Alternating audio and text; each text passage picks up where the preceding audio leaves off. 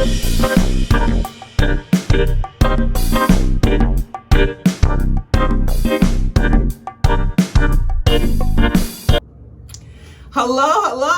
It is your mom of three in NYC, and I am back with another video. Yay! To all my A1 day ones, thank you so much for your support. Make sure that your post notifications are turned on so that you never, ever miss an upload. If you are new to my channel, welcome. It's awesome to have you. I would love to have you as a member of my YouTube family, my tribe. And all you have to do is hit that button down below, the one that says subscribe. My name is Tanesa. I am the mother of three opinionated kids living in the heart of New York City on an adventure. I am reading, along with my Bible scholars, through the Bible for the very first time. I would love for you to be part of it. All you have to do, it's super easy to be a Bible scholar. Subscribe to my channel, turn on the post notifications, and then you can or cannot, you don't have to, we review 2 chapters every day. You can read whatever translation of the Bible you want and join us. You cannot read and join us because I put every single verse on the screen. All right. We are in 1 Kings. Yay! Finished Genesis, Exodus, Leviticus, Numbers, Deuteronomy, Joshua, Judges, Ruth, 1 Samuel, 2 Samuel. We are starting 1 Kings.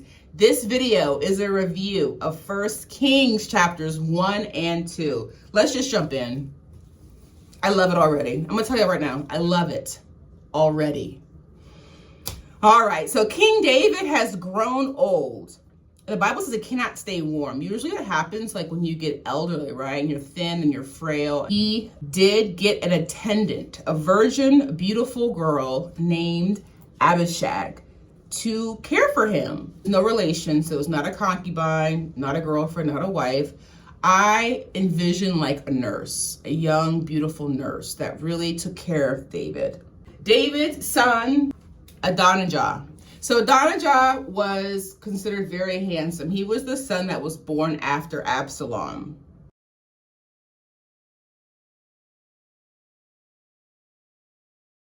His mother was Haggith. Adonijah was a very proud man, I guess. He volunteered himself to be king. He volunteered himself. I wanted to read for you guys verses 7 and 8.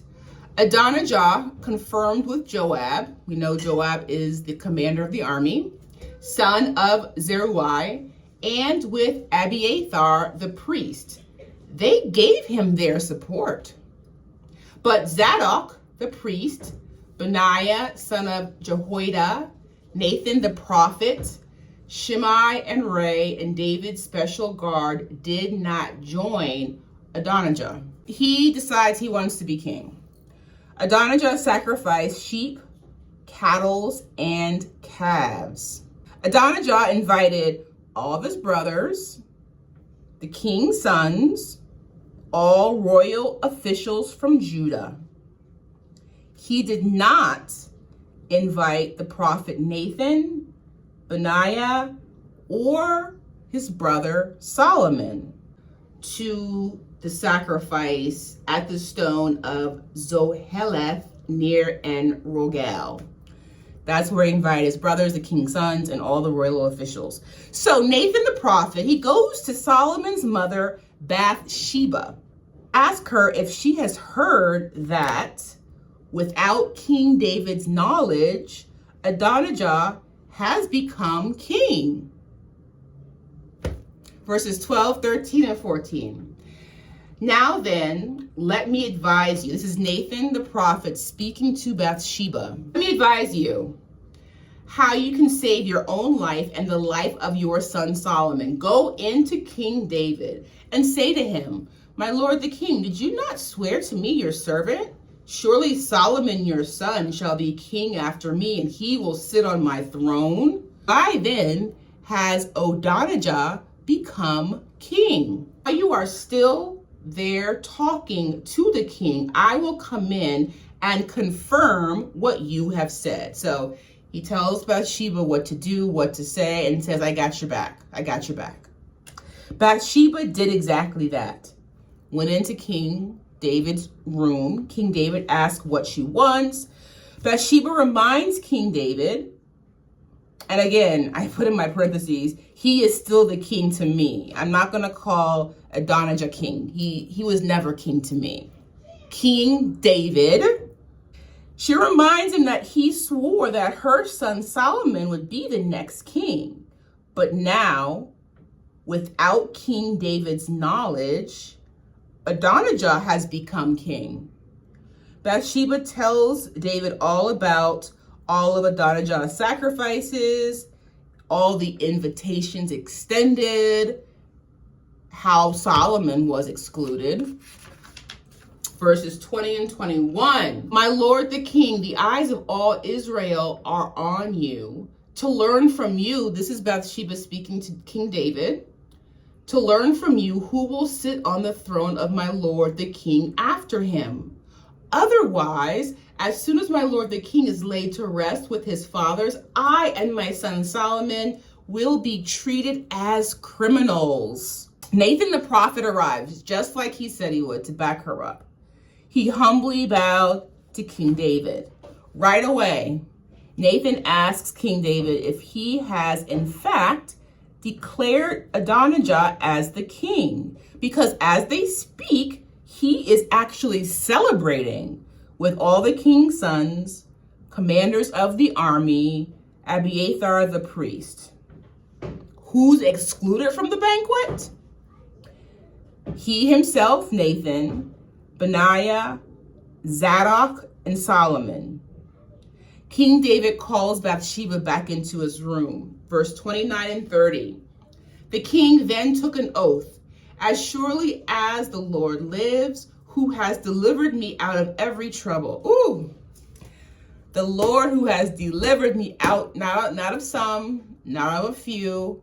He has delivered me out of every trouble. I will surely carry out today what I swore to you by the Lord, the God of Israel.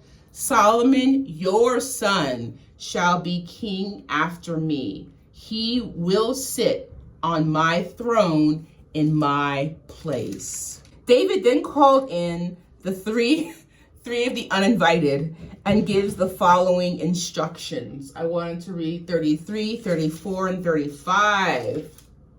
He said to them, take your Lord's servants with you, set Solomon my son on my own mule, and take him down to Gihon. There have Zadok the priest and Nathan the prophet anoint him king over Israel. Blow the trumpet and shout, long live King Solomon. Then you are to go up with him, and he is to come and sit on my throne and reign in my place. I have appointed him ruler over Israel and Judah. Zadok, Nathan, Benaiah did just that. The people that followed them in procession rejoiced so loudly, the word says, the ground shook. They were so loud that Adonijah and his guests heard the commotion. Remember, they are celebrating, they're eating and drinking and dancing. He says he is king. The priest Abiathar, his son Jonathan, arrived at Adonijah's celebration and told him that King David has made Solomon the king. Solomon has 1, been anointed, 2, taken his seat on the royal throne. King David has been congratulated by the royal officials. Verse 48. David, in verse 48, David said, praise be to the Lord, the God of Israel, who has allowed my eyes to see a successor on my throne today. All of Adonijah's guests left. They left, dispersed. Adonijah was afraid that King Solomon would kill him with a sword. Yet we already see Solomon showing grace verse 52 and 53 of this first chapter. Solomon replied, "If he shows himself to be a worthy man, not a hair of his head will fall to the ground. But if evil is found in him, he will die." Then King Solomon, capital K, capital S, set men. They brought him down from the altar. Adonijah came, bowed down to King Solomon, and Solomon said, "Go to your home."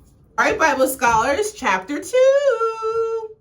So David was near death. He charged Solomon. For those Bible scholars that are new, this Bible was gifted to me by my now husband, then boyfriend in 2006. And I like to read all of the verses that he has underlined. So I wanted to read for you guys verse 3. This is King David to his son, King Solomon. "Observe what the Lord your God requires. Walk in his ways, keep his decrees and commands, his laws and requirements as written in the law of Moses, so that you may prosper in all you do and wherever you go." David reminds Solomon that Joab wronged him. Remember Joab? Yeah, Joab killed his son, Absalom. Among other things, he killed Abner and Amasa. David tells Solomon, "You can decide how to handle Joab as long as he does not allow him to die in peace." David remembers those that have been good to him, in particular, Barzillai. He tells him, make sure that you're good to his family. David died, and I like how the scriptures say David rested with his fathers. I wanted to read verse 10 of chapter 2. Then David rested with his fathers and was buried in the city of David. David had ruled for 40 years. Verse 12 says, Solomon sat on the throne of his father David, and his rule was firmly established. Adonijah, man who declared himself king in chapter 1, went to Solomon's mother, Bathsheba. Adonijah knows that King Solomon will not deny any request that his mother makes him. He asks for a favor. Adonijah tells Bathsheba, please go ask King Solomon if I can have Abishag as my wife. Abishag, don't forget, was the nurse of King David in his later years until he passed. The beautiful virgin nurse. I said yes for King Solomon having a throne brought out for his mother. I'm here for the respect. I wanted to read verses 20, 21, and 22. So this is Bathsheba speaking to King David. I have one small request to make of you, she said. Do not refuse me. The king replied, make it, my mother. I will not refuse you. So she said, let Abishag, the Shunammite, be given in marriage to your brother Adonijah.